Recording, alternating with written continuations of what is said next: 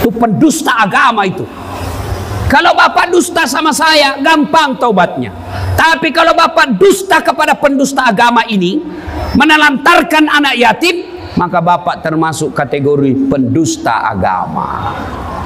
Maka masjid yang banyak saldonya, karena ada itu masjid hobi, saldo kas 120 juta, karpetnya jelek, toiletnya banyak bau, sound systemnya storing, baru kita takbir Allah.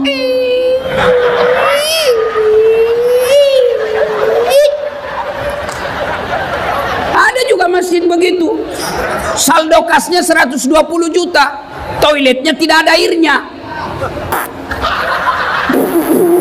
Selesai, tidak ada air. Mati, tidak ada air. Kalau kencing bisa dikasih begini. Selesai. Jangan ketawa ibu, ini urusan laki-laki. Woi, jangan lihat, jangan lihat. Hei, anak muda, jangan kasih lihat ibu-ibu. Woi. Kalau kau kencing tidak dapat air, nah bagaimana caranya? Kalau dalam hutan, kau ambil daun 3 lembar. Jangan kasih lihat ibu-ibu. Ambil daun 3 lembar. Daun pertama gosok ke bawah. Jangan kasih lihat ibu-ibu, jangan lihat ibu-ibu. Daun kedua ambil lagi, gosok ke atas. Ambil daun ketiga, gosok ke bawah. Begitu caranya gosok. Jangan kau gosok begini, tampak kotor. Dan ingat, sebelum kau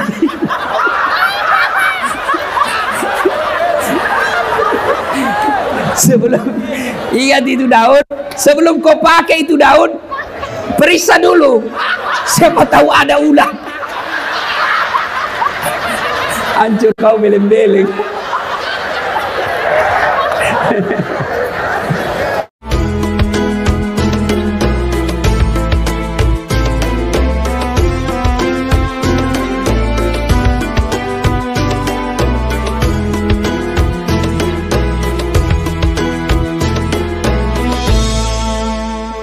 Weh, anak muda. Hei, kalian yang sudah punya KTP, jangan lagi kau terhasut kalimat yang mengatakan tidak usah kau urus politik. Jangan, salah kalian kalau tidak mau urus politik. Bodoh orang kalau bilang apa itu politik kotor. Kalau politik kotor tidak ada orang sarjana politik. Ya, jangan lagi kau berpikir tidak usah urus pilkada, tidak usah kau pergi nyoblos. Goblok. Tahu goblok? Beleng-beleng. Tahu beleng-beleng? Dongo. Ayo, kenapa perlu peduli politik? Dek, kamu bilang begini, sudahlah kau sekolah aja yang baik. Kau pergi sekolah dari jam 7, pulang setengah 4. Tiap hari kau ranking 1 selesai kuliah. Kau juara umum di kampusmu, IP-mu 3,9. Tapi yang memegang pemerintah di kotamu, wali kotamu tidak peduli lapangan kerja, maka lebih banyak orang luar masuk menjadi kerja di sini, kalian menjadi pengangguran, kalian IP-mu 3,9. Makanya, Ibu, di mana-mana pilkada banyak pemilihnya perempuan. Di mana-mana pemilih lebih banyak perempuan, termasuk di Tanjung Balai ini. Ibu, mau memajukan kabupatennya?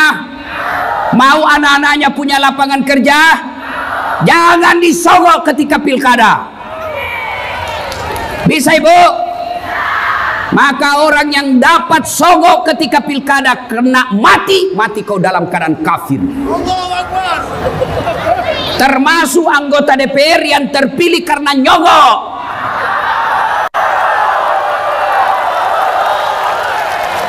Ada begitu di Tanjung Balai? Banyak. Kau salah, kenapa kau pilih nyogok? Mestinya jangan kau pilih. Hei, Bu, hei. Nabi selesai perang Badar. Perang Badar, ada sahabat meninggal. Sahabat yang lain yang hidup berkata, Allahu Akbar. dia masuk surga. Allahu Akbar, dia mati syahid. Allahu Akbar, bidadari di surga menunggunya. Nabi berkata, dia masuk neraka. Kenapa bisa masuk neraka ya Rasul? Dia membela agama Allah, dia mati syahid, berjuang bersama Rasul. Kok bisa masuk neraka ya Rasul? Nabi katakan, kau periksa kantongnya. Periksa kantongnya. Ternyata ada barang baitul mal yang ada di kantongnya yang diambil secara tidak halal. Coba, siapa yang bisa begini? Termasuk kepala-kepala dinas. Kalau pindah rumah dinas hilang semua gorden.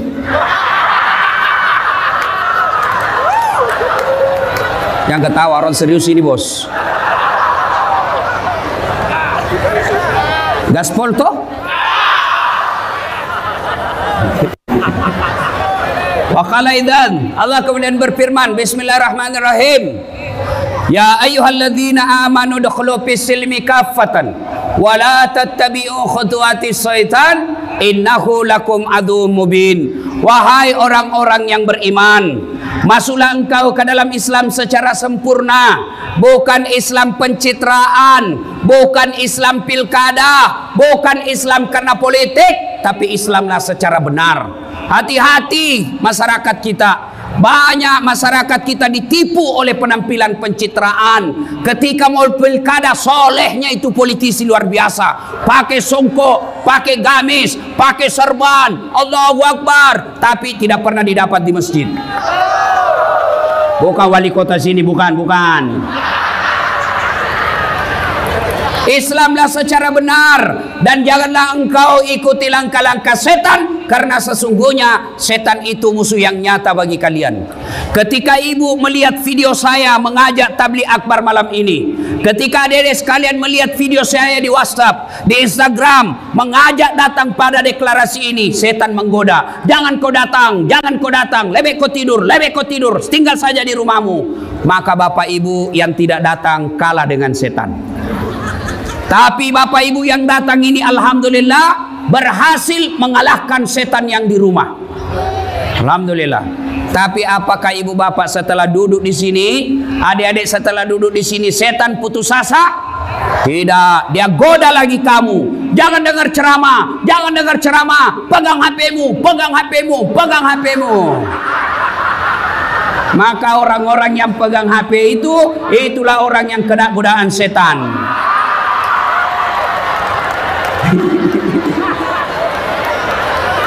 Kalau sudah tahu bahwa pegang HP saat ceramah godaan setan, masih dia pegang HP-nya, maka bukan godaan setan yang mengenai dia, tapi dia sudah jadi setan.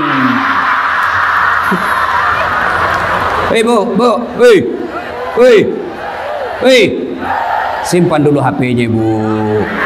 Selama ibu pegang HP, pasti ibu tidak dengar ceramah. Sudahlah, tidak usah dulu ber-WhatsApp. Jauh-jauh kasihan saya datang ke sini baru kau tidak dengar saya ceramah. Kasihan. Selama ibu pegang ceramah begini, handphonenya pasti yang kuperhatikan monitor HP-mu. Kau tidak dengar ceramahnya Ustaz. Siaran langsung juga di Facebook. Baru umurnya sudah hampir 55 tahun.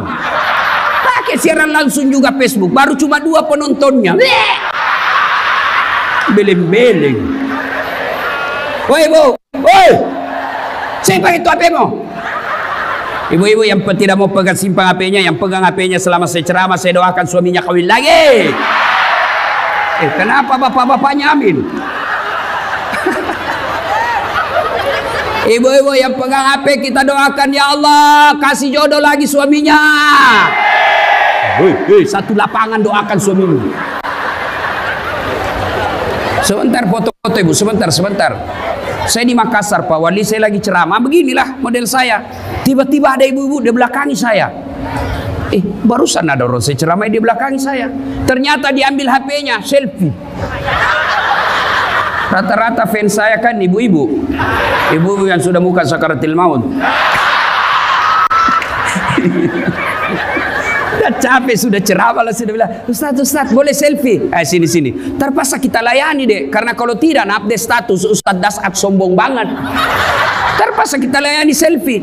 Sudah ulang Ustaz, kabur Ustaz, ulang lagi Ustaz, jelek Ustaz, dalam hatiku biar kau ulang 10 kali namun kamu yang kabur.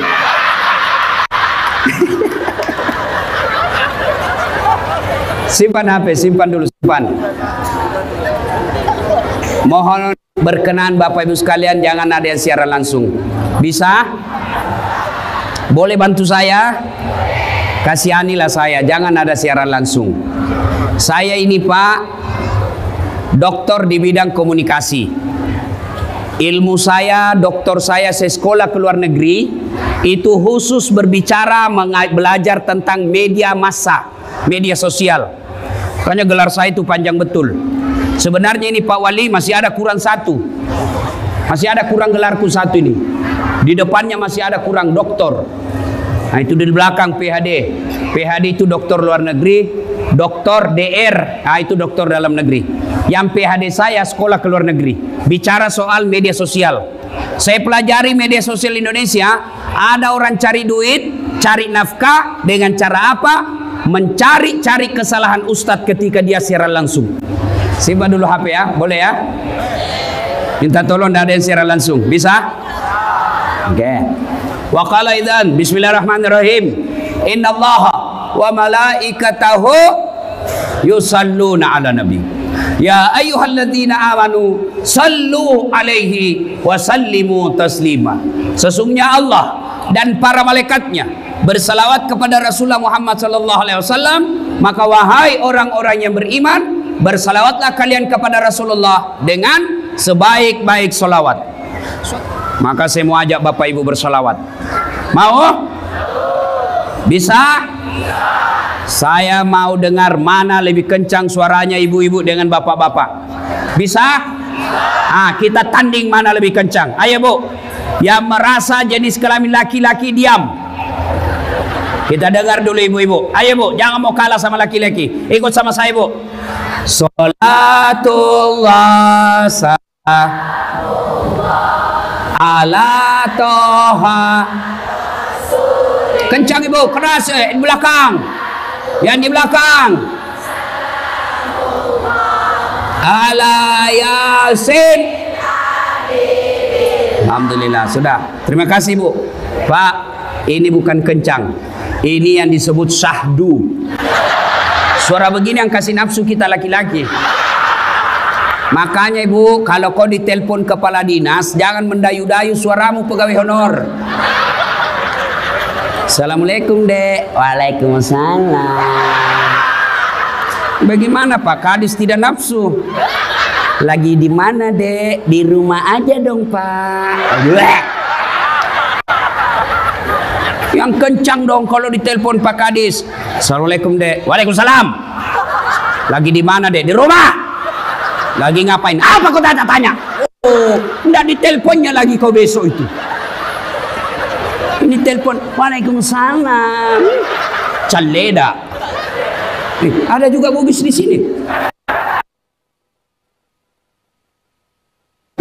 Pak Wali, di mana-mana saya ketemu orang bugis.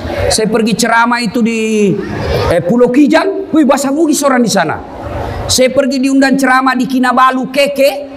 Dia bilang orang sana, Ustadz, bahasa bugis kau, capek sudah kita di ceramah orang Melayu. Saya pergi di Singapura, ada Bugis Street. Jalan Bugis. Coba Pak, luar biasa. Saya di pelosoknya Kalimantan, namanya Bidu-Bidu, banyak orang Bugis. Begitu saya masuk penjara, banyak juga orang Bugis.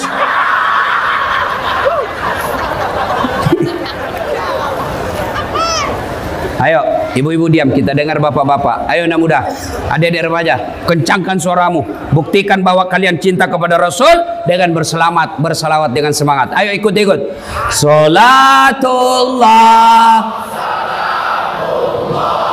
ala toha Rasulillah. Salatullah ala yasin. Terima kasih. Hai, Bapak Ibu diam, kita dengar ini yang di depan. Ini yang kepala dinas, Pak Kapolda ya. Kok diam-diam, keras nggak suaranya nih, gayanya aja nanti nih kita lihat. Ayo diam, adik-adik, ibu-ibu diam. Ayo, Pak Dandim, jangan mempermalukan tentara. Yuk. Nah, sholat. Hai. lobet.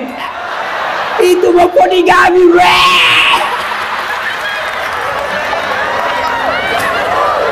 Ayo kita semua bareng-bareng semua, ibu, adik, remaja, laki semua, ayo bareng-bareng semua. Salatullah salam ala toha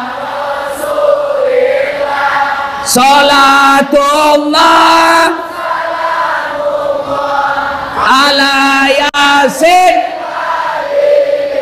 Alhamdulillah, terima kasih Bapak Ibu saudara-saudara sekalian teristimewa yang kita hormati, yang mengundang kita di tempat ini, Bapak Wali Kota Tanjung Balai beserta istri dan para muspida Forkopimda yang insya Allah dimuliakan dan dirahmati oleh Allah Subhanahu wa Ta'ala. Mohon maaf saya tidak bisa sebut nama satu demi satu, di samping karena keterbatasan waktu, juga yang sejujurnya karena saya belum tahu namanya Bapak. Halo Ibu. Nah, poin ceramah satu. Ibu-ibu, ada ndak yang senang dibohongi? Ibu-ibu, senang sama suami pembohong? Senang sama wali kota pendusta? Tidak ada orang suka pendusta. Adik-adik nih, ada yang senang dibohongi? Ada yang senang pembohong? Tuh, tidak ada orang senang pembohong.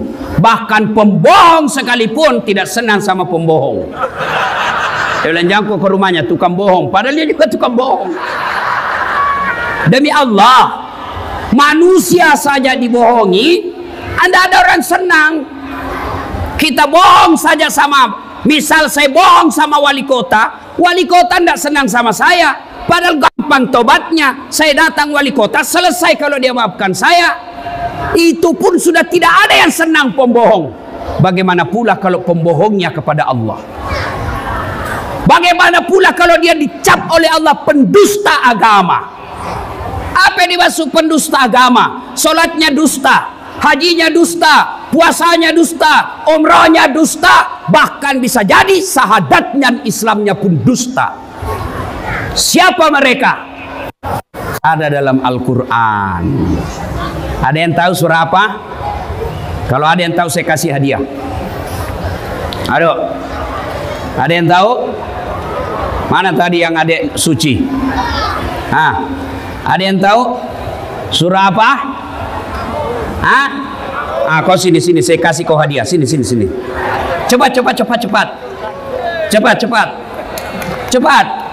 Biar kau jatuh lari juga. Ayo.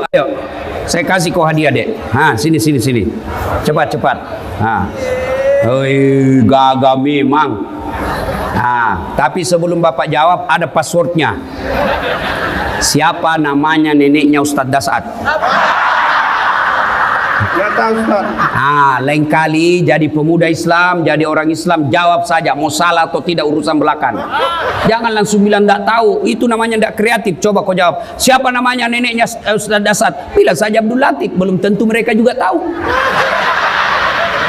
Surah apa? Surah Al-Ma'un. Al-Ma'un, apa artinya itu Al-Ma'un? Orang-orang yang berdusta. Pendusta agama. Maka Bapak dapat hadiah dari Dasat Latif. 50.000. Beda rasanya uang Ustadz dengan kepala dinas PU. Benar. Nah, dusta saja sama istri tidak senang. Ibu-ibu, ini buka-buka pembohong sama istri. Alasan rapat ternyata pergi merapat. Ya, karena kita laki-laki ini kan tergantung istri. Bagaimana kita tidak bohong kalau kita dijadikan kayak tahanan politik? Sedikit-sedikit menelpon, di mana kau Pak? Di mana kau? Di kantor. Bohong, di mana kau? Di kantor. Coba video call. Ini gendut. Lihat ini. Kita kayak di ini. Dia siksa suaminya kayak apa saja. Bagaimana kita tidak bohong? Sampai-sampai ada bapak-bapak, Pak, di Makassar ada ibu-ibu bilang, Ustadz, Apa doanya supaya suamiku kuat jantungnya, tidak kena serangan jantung? Karena banyak sekarang bapak-bapak mati serangan jantung. Apa doanya Ustadz? Saya bilang, ibu tidak usah baca doa. Wih, bagaimana caranya Ustadz? Berhenti kau periksa HP-nya. Semakin sering kau periksa HP-nya, maka dia kena serangan jantung. Apalagi kalau lupa pasang password, mati didapat sudah.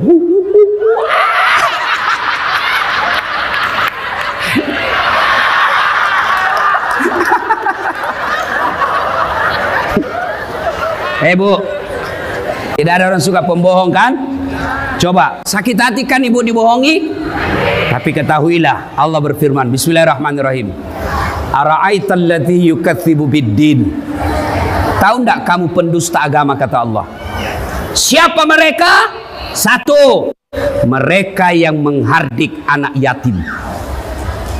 Coba, Bapak Kepala Dinas, Kesra, Kebersihan, Kapolres, Dandim, Sekda, Wali Kota, Bapak sholat tengah malam tiap hari, tahajud tiap hari, tadarus tujuh satu hari, bangun masjid, tapi di samping rumah Bapak ada anak yatim piatu, kita biarkan terlantar, bahkan dia tidak sekolah gara-gara tidak punya duit, maka Bapak kategori termasuk pendusta agama.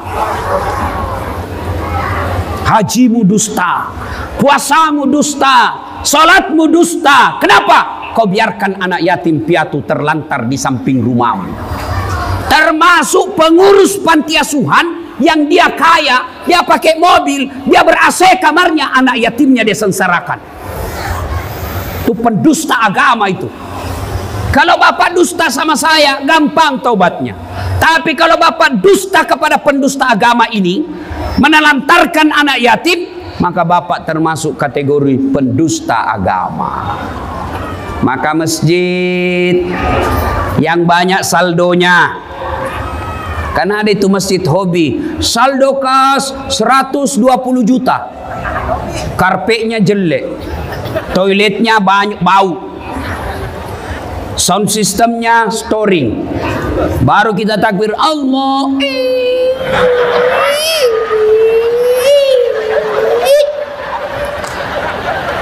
Ada juga masjid begitu, saldo kasnya 120 juta, toiletnya tidak ada airnya. Selesai, tidak ada air. Mati, tidak ada air. Kalau kencing bisa dikasih begini. Selesai. Jangan ketawa ibu, ini urusan laki-laki. Woi, jangan lihat, jangan lihat. Hei, anak muda, jangan kasih lihat ibu-ibu. Woi. Kalau kau kencing tidak dapat air, bagaimana caranya? Kalau dalam hutan, kau ambil daun 3 lembar. Jangan kasih lihat ibu-ibu. Ambil daun 3 lembar. Daun pertama gosok ke bawah. Jangan kasih lihat ibu-ibu, jangan lihat ibu-ibu. Daun kedua ambil lagi, gosok ke atas. Ambil daun ketiga, gosok ke bawah. Begitu caranya gosok. Jangan kau gosok begini, tampak kotor. Dan ingat, sebelum kau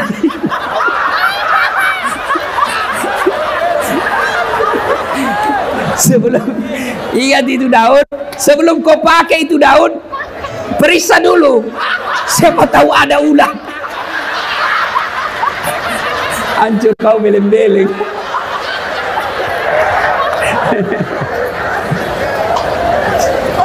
Ayo, Bapak Ibu pengurus masjid, takmir masjid, masjid sudah habis tidak mau dibangun, sound systemnya baik, karpetnya baik, sudah ber-AC, tidak ada lagi pembangunan, tapi ada saldo kas 100 juta sampai 150 juta, maka Bapak wajib cari anak fakir miskin yang ada di sampingnya, anak yatim piatu yang ada di sampingnya, biayai ongkosi sekolahnya, maka itu jalan yang tepat. Maka tepat sekali Wali Kota mendeklarasikan pemerintah peduli anak yatim. Saya tanya Pak Wali, bagaimana idenya ini? Dia bilang, kan gampang. Kalau kita orang Islam, kalau Allah sudah sayang sama kita, kecil memakmurkan rakyat. Ya memang betul. Al-Quran menjelaskan, walau anna ahlal qura amanu wattaqau la fatahna alaihim barakatim minas sama'i wal ard. Apabila penduduk suatu negeri, penduduk Tanjung Balai beriman dan bertakwa kepada Allah, dia santuni anak yatim, dia sekolahkan anak yatim, dia hormati anak yatim, dia muliakan anak yatim, maka Allah turunkan keberkahan dari langit dan keberkahan dari dalam tanah. Itu janji Allah, bukan janji caleg. Kalau janji caleg deh, anda boleh kita dijanji surga, surga pun dijanjinya. Pilih saya, sama-sama kita orang Melayu. Ini kartu nama saya. Kalau saya menang, telepon saya 24 jam. Ini nomor teleponku. Begitu terpilih, dia ganti nomor HP-nya. Beling-beling. Bapak, Ibu, saudara-saudara sekalian, maka Pak Wali Kota, kumpulkan kepala dinas, kumpulkan kepala bagian, kumpulkan para pegawai, paksa dia masuk surga. Lebih baik kalian pegawai negeri dipaksa masuk surga daripada kalian sukarela masuk neraka. Kan. Beda itu kalau wali kota punya perintah dengan ustadz. Coba kalau wali kota bilang, saudara-saudara kepala dinas, siapa yang menyumbang untuk anak yatim? Langsung semua, 2 juta Ustaz. Pak Wali, saya 3 juta Pak Wali, saya 5 juta Pak Wali. Lalu Bapak kalau ada yang tidak ada yang ngomong, Bapak bilang sebenarnya banyak menjadi kepala dinas. Kalau Bapak tidak siap membantu anak yatim, ya saya mohon dengan hormat Bapak minggir dulu jadi kepala dinas. Oh, langsung nyumbang semua 10 juta Pak Wali.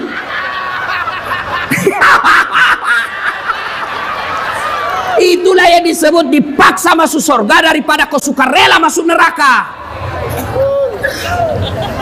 Wali kota diktator, masa dia potong seenak-enaknya? Itu agar kau masuk surga. Lebih baik daripada kau pakai pikaroke dan licik. Dilarang pakai pelat merah pergi pikaroke, dia ganti pelatnya pelat bodong. Dongo. Pergi panti asuhan. Kenapa ke panti asuhan? Itu yang dicintai Allah. Ada orang dia bilang lebih ke panti pijat. Kenapa panti pijat? Panti asuhan. Dia bilang sama saja Ustadz, sama-sama panti. Memang sama panti tapi beda cita rasanya dong. Kalau panti pijat, lain kau pijat, lain mengeras.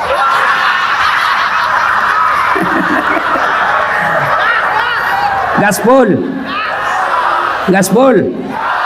Oh Ibu, bagaimana suamimu tidak selalu ke panti pijat? Nah, kau tidak pernah pijat suamimu. Pergi Jakarta naik pesawat bisnis kelas, sampai di rumah kelayanan kelas ekonomi. Bagaimana suami? Kan enak juga itu kalau suami capek pergi kerja, seharian dicarikan duit, pulang suaminya dia sambut dengan senyum, sudah rapi dengan pakaiannya, lipstiknya sudah baik, bedaknya, baunya sudah harum, bajunya matching, lalu datang suaminya dia sambut, assalamualaikum kakandaku Arjunaku. Lalu suaminya berkata, waalaikumsalam adindaku Sri Kandiku. Langsung dia bilang istrinya, abang gagah betul hari ini. Langsung suaminya berkata, berarti saya jelek kemarin. Lalu tampillah istrinya. Suaminya tadi dia dengar kabar dimarah-marahi sama wali kota karena salah melaksanakan tugas. Lalu istrinya tampil berkata, sabar bang, memang beginilah jadi bawahan. Kadang kala kita baik, kadang kala kita salah. Apa boleh buat? Masa abang yang mau marah wali kota? Ya wajarlah abang dimarahi sama wali kota. Lalu ibu sekati dia buka sepatunya sambil ibu dekap lagi lalu menyanyi, bila kamu di sisiku hati rasa syahdu. Langsung suaminya berkata, bulan depan ku belikan kau cincin. Masuk lagi kamar suami, kamarnya berantakan, mau marah, datang lagi istrinya, dia sambut suaminya sambil dia peluk dari belakang sambil menyanyi, insaflah wahai manusia bila dirimu bernoda. Wah, tenang itu suami. Dan malah sebaliknya di kantor wali kota, Sudah dimarah-marahi sama wali kota. 2 bulan yang akan datang dia pensiun. Kan makin stres. Lalu sakit-sakitlah suaminya. Dia pangkulah suaminya sambil menyanyi. Bila Israel datang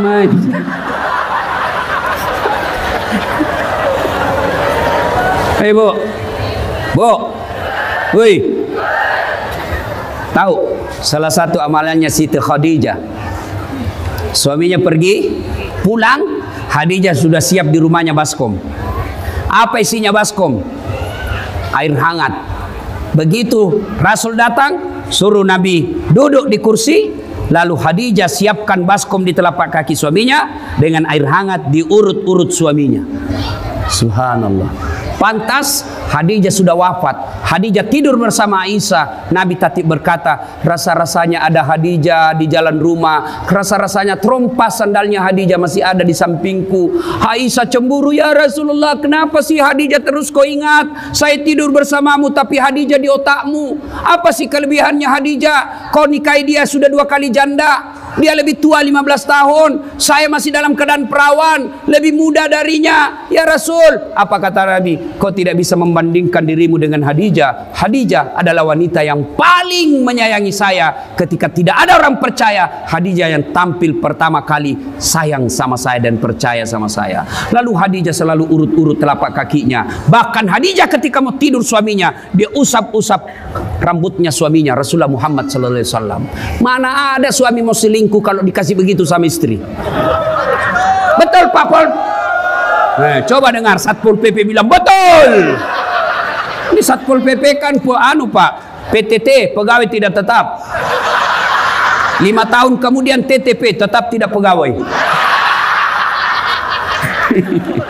Salatullah salam ala toha